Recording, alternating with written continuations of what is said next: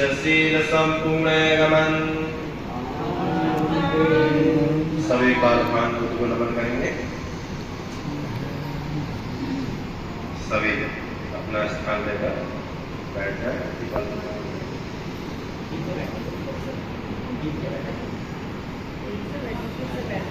इस महामंगल सूत्र दिए लगता है तुझे आज अपनी भूख का सही अंदाजा हुआ है। यह बात सुनती और श्यामा की आंख से आंसू टपक जाते, वह रोने लगे। वो थोड़ा घबरा जाता है।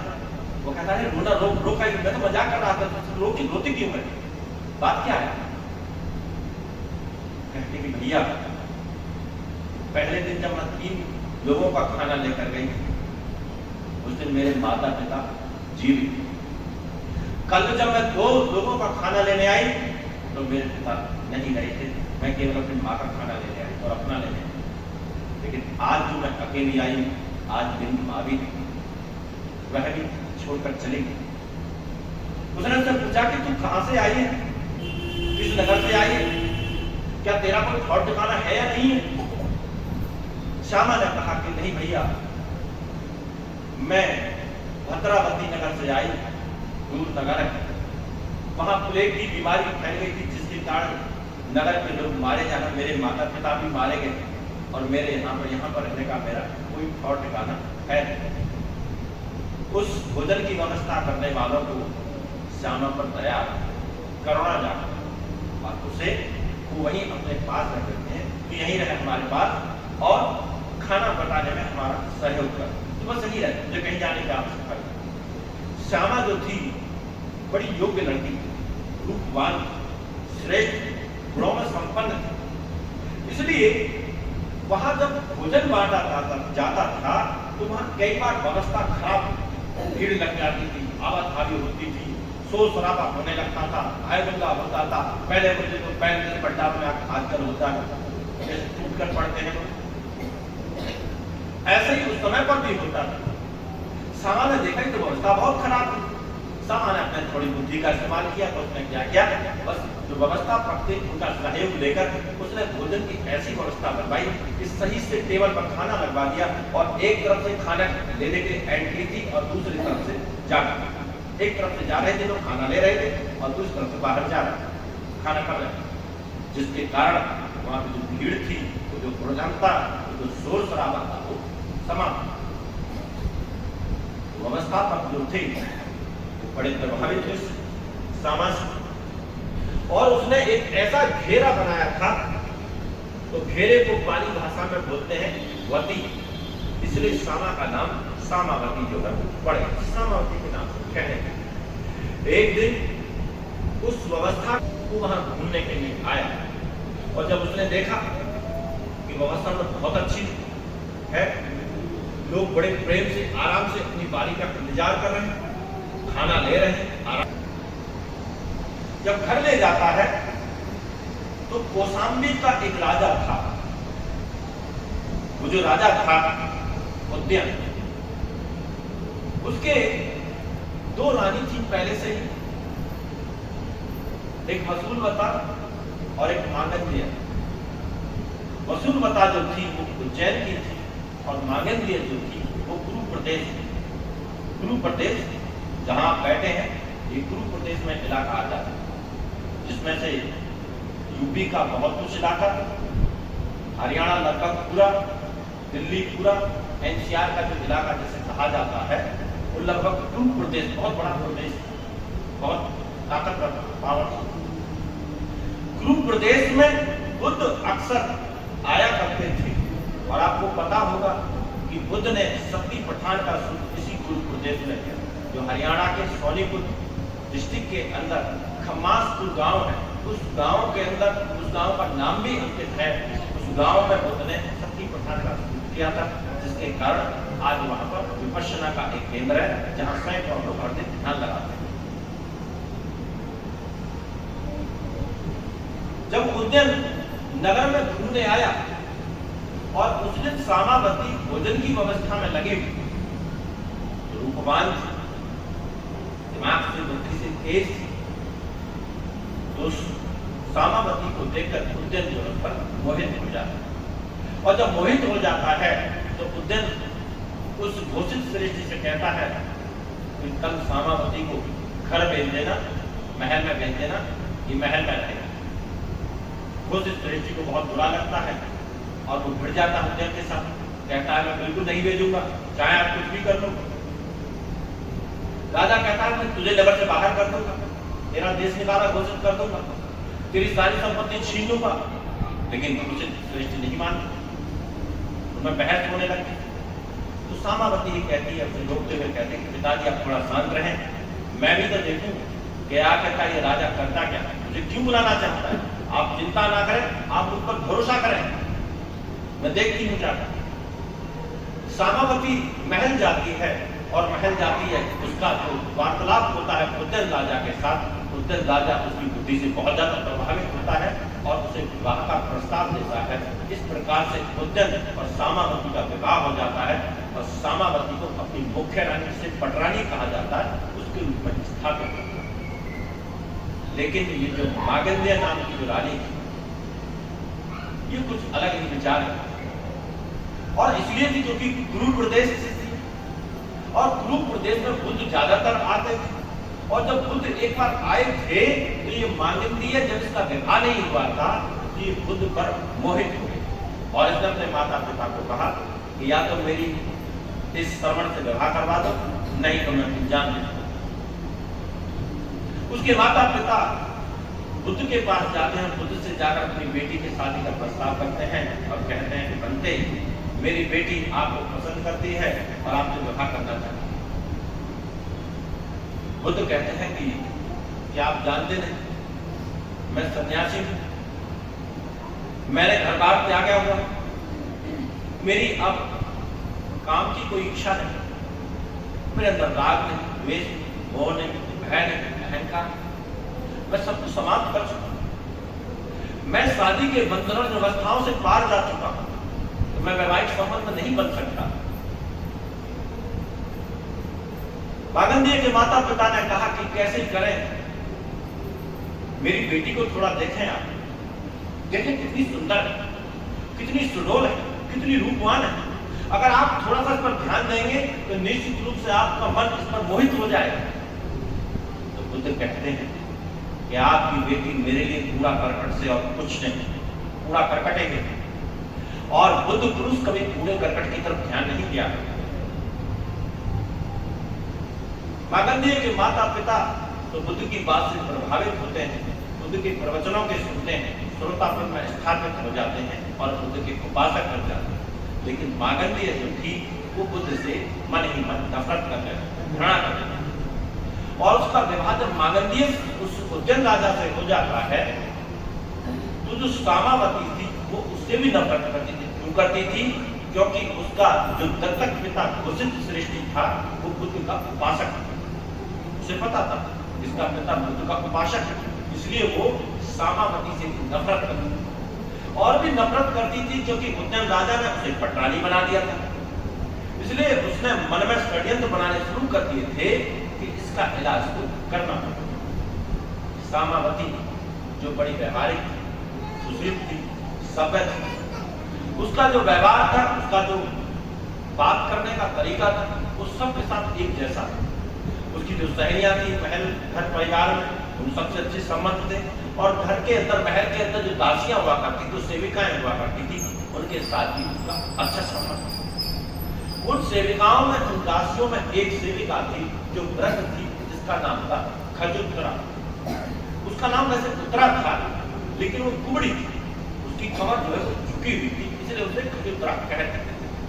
खजुत्रा जो थी वो बुद्ध की बड़ी उपासिका थी। एक बार सुमन माली के यहाँ उसने बुद्ध के प्रवचन सुने थे, जिस दिन से वो बुद्ध की उपासा बन गई थी, उपासिका बन गई थी। इसलिए जब बुद्ध नगर में आए कौशाम्बी में प्रवचन देने के लिए, तो खजुत्रा उस दिन प्रवचन सुनने के लिए गई थी और खजुत्रा आकर सामावती और उसकी सहेलियों और अन्य दासियों को आकर बुद्ध के प्रवचन सुना। सामावती बहुत प्रभावित हुई, बुद्ध के प्रति बहुत ज्यादा श्रद्धा से भर जाती, 3 रत्नों की शरण चली जाती, पंचशीलों को अपने जीवन का अंग बना लेती। खजुत्रा प्रतिदिन जाती बुद्ध के प्रवचन सुनने के लिए और डेली आकर उन प्रवचनों को ज्यों का त्यों सामावती को सुनाती। जैसे जैसे सुनते जाती वैसे वैसे सामावती धम्म में प्रतिष्ठित होती जा रही। बहुत दिन हो गए सुनते सुनते, तो सामावती के मन में इच्छा पैदा होती, जब बुद्ध का धम्म इतना निराला है तो बुद्ध कैसे है। उसके मन में इच्छा होती कि वो बुद्ध के दर्शन करे, बुद्ध को प्रणाम करे, उनके प्रति श्रद्धा भाव से भर जाए। तो खजुत्रा से कहती कि खजुत्रा कोई तो इंतजाम करो ताकि मैं बुद्ध के दर्शन कर सकूं। महल बहुत बड़ा था, चार दीवारी से बंद था, बाहर कुछ देख नहीं सकते थे। इसलिए खजुत्रा ऊपरी मंजिल के कक्ष में, जिस कक्ष में सामावती रहती थी, उस कक्ष की दीवार में मौखले बनवाती, छेद बनवाती है, छोटी सी विंडो बनवाती है, ताकि उस विंडो से, उस छेद से, उस मौखले से सामावती और उसकी सहेलियां बुद्ध जब वहां से गुजरे उसके दर्शन कर। तो बुद्ध जब गुजरते सामावती हाथ जोड़कर वहीं दूर से ही बुद्ध को प्रणाम करती, उनके प्रति अपना अभिवादन व्यक्त करती, श्रद्धा से भर जाती। लेकिन मानवती जो थी वो षड्यंत्र बना रही थी, और जब षड्यंत्र बना रही थी तो उसे मौका मिल गया और राजा के कान भरने शुरू कर दिए कि महाराज आपकी जाल को खतरा है। ये जो सामावती आपकी रानी है जिसे आप पटरानी बनाए बैठे हैं, देखना एक दिन आपकी मौत का कारण बनने वाली महाराज। एक दिन आपको मार देगी और मेरा यकीन ना हो तो जाओ कमरे में जाकर देखो। इसने अपने कमरे के अंदर छोटे छोटे मौखले बनवाए हैं, और इन मौखलों से अगर षड्यंत्रकारी आ गई तो कहीं ऐसा ना हो वो आपकी हत्या कर। हो सकता है सामावती बाहर के लोगों से मिली हो, इसलिए उन्हें षड्यंत्र की दुआ रही। इसलिए जितना जल्दी हो सके इस सामावती को खत्म कर दें। इस सामावती जब तक जीवित रहेगी आपकी जान की खतरा बना ही। राजा क्रोध से भर जाता है और महल में जाता है और देखता है कि मांगंदे ने जो बात कही, दीवार के अंदर मौखले थे, विंडो थी, निश्चित रूप से थी, और इतने आकार के थे कि कोई आदमी उसमें प्रवेश कर भी सकता था। उन मौखलों को देखता है तो वो क्रोध से भर जाता है, तो सामावती को बंदी बना लेता है, अपना धनुष उठाता है, तीर चढ़ाता है और उस पर मारने का प्रयास करता है। और जैसे ही तीर लगाकर निशाना लगाता है, अवसर होता है कि जब मौत सामने हो, अंदर से मनुष्य कांपने लगता है, घबराने लगता है, गिड़गिड़ाने लगता है, कहता है कि मुझे मत मारो, मुझे क्षमा करो, मुझे मत मारो, मुझसे गलती हो गई, मुझे मारकर क्या मिलेगा, अपनी जान की भीख मांगता है। लेकिन सामावती जो थी वो धम्म में प्रतिष्ठित हो चुकी थी, इसका स्कंदागामी अवस्था को प्राप्त हो चुकी थी। इसलिए सामावती ना तो विचलित होती, ना उसके मन मस्तिष्क पर कोई प्रभाव पड़ता है, और ना ही वो कोई दुहाई देती है अपनी जान की, ना ही भीख मांगती। उसके शांत चेहरे को, उसकी शांत काया को देखकर उस राजा के अंदर जो क्रोध पैदा हुआ था, जो भय पैदा हुआ था, वो भय जैसे गायब हो जाता है, खत्म हो जाता है। वो देखता है कि डर क्यों नहीं। अगर डर नहीं रही है, इसका अर्थ एक ही हो सकता है कि सामावती की गलती नहीं है, मुझे पहले इसकी जांच करनी थी। और जब जांच किया और जांच करने के बाद पाया, सामावती से पूछा कि आखिरकार तुमने ये झरोखे क्यों बना रखे हैं, तो सामावती ने पूरा बता दिया। तो राजा ने सामावती की बात पर सहमति जताते हुए बुद्ध से आग्रह किया, हे तथागत, आप प्रतिदिन महल में आकर हमारे घर की स्त्रियों को अपने धर्म के उपदेश दें। बुद्ध ने तो आना स्वीकार नहीं किया, लेकिन बुद्ध ने आनंद को उस महल में लगा देते, आनंद तुम प्रतिदिन जाना और उद्यन राजा के महल में जाकर धर्म के उपदेश दें। आनंद थे प्रतिदिन जाया। लेकिन मानंदिया का जो षड्यंत्र था वो विफल हुआ, और जैसे षड्यंत्र विफल हुआ तो उसने दूसरा षड्यंत्र बनाना शुरू कर दिया, अवसर का तलाश करने लगा। तो राजा उद्यन जो था वो बांसुरी बजाने का बड़ा शौकीन था, बांसुरी लंबी हुआ करती थी। उसने क्या किया, अपनी चाचा की मदद से, उसके माता पिता तो नहीं रहे थे, तो मर गए थे, अपनी चाचा की मदद से जंगल से एक छोटा सा और भयंकर जहरीला दिखने वाला सांप मंगाया, उस सांप के जहर के जो दांत थे वो तोड़ दिए थे और उसे राजा की उस बांसुरी के अंदर डाल दिया और बाहर से उसका छेद बंद कर दिया। और मागंधीय ने राजा को कहा कि राजा, आपने मेरी बात नहीं मानी, लेकिन मुझे फिर सामावती के षड्यंत्र की दुआ है। आप महल में मत जाना, आप उसके पक्ष में मत जाना, वरना मुझे पूरी उम्मीद है वो आपकी हत्या कर देगी।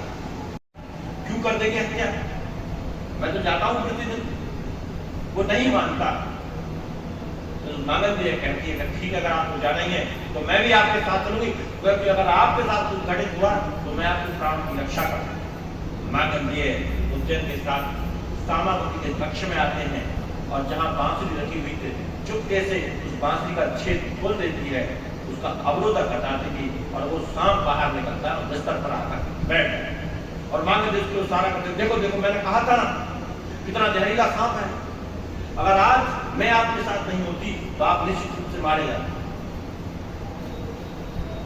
तो राजा जो है फिर क्रोधित होता है और जब फिर क्रोधित होता है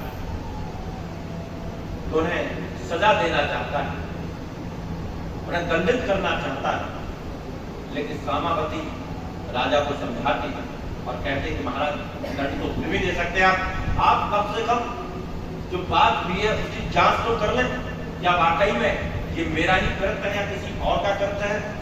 और जब उसकी जांच की जाती है, पता किया जाता है, तो सामावती की गलती नहीं पाई जाती और राजा उसे क्षमा करकर खुश है। लेकिन मागंधीय का दूसरा षड्यंत्र जो था वह भी नष्ट हो जाता है। फिर वो तीसरा षड्यंत्र बनाती है और तीसरा षड्यंत्र ऐसा बनाती है कि सामावती बच ही नहीं सकती। महल में काम होना था, गृह निर्माण का कार्य था। वहां उस समय जो महल है बहुत सारे महल लकड़ियों के बनाए जाते थे, इसलिए सामावती ने अपने चाचा की मदद से कुछ लोगों को महल के पास बुलाया और कुछ ऐसी लकड़ियां लाई गई जिन लकड़ियों में आग लगाना बहुत आसान, तो बहुत जल्दी आग पकड़ गई। और उस लकड़ियों पर ऐसा तरलीय पदार्थ लगाया गया ताकि वो लकड़ी जो इतनी तीव्र गति से जले कि जान बचाने का मौका ही ना मिले।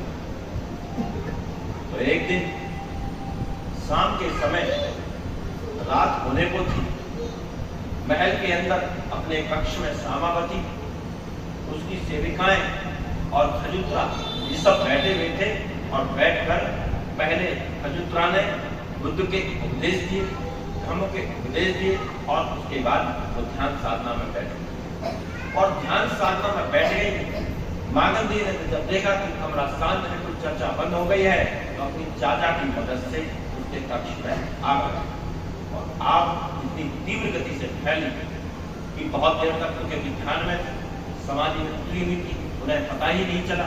और जब पता ही नहीं चला, घर के महल के दरवाजे थे, कक्ष के जो दरवाजे चारों तरफ से बंद थे ताकि बाहर से किसी प्रकार की कोई आवाज ना आए, लेकिन आग इतनी तेज फैली कि सामावती और सारी जो सेविकाएं सब की सब जलकर मारी। तो जब राजा